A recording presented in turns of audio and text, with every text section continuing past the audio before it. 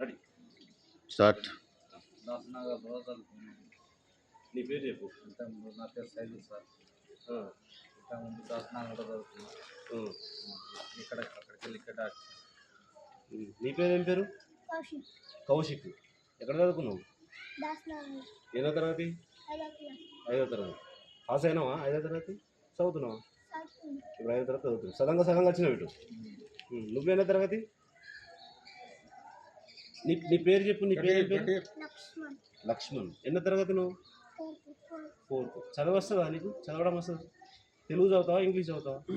తెలుగు నువ్వు ఆడు కొంచెం కొంచెం మర్చిపోతాడు. మర్చిపోతాడా? తెలుగు తెలుగేనా?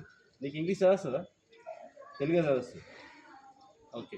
సో ఇద్దరు పిల్లలు ఇక్కడ మా ఇంటి ముందర వాచ్మెన్గా పనిచేస్తున్నారు. వీళ్ళిద్దరూ చదువుకోకుండా ఇక్కడ తిరుగుతూ ఉంటే నేను మా కాలనీ అందరం కలిసి ఇద్దరు పిల్లల్ని స్కూల్లో జాయిన్ చేయడానికి వెళ్తున్నాము.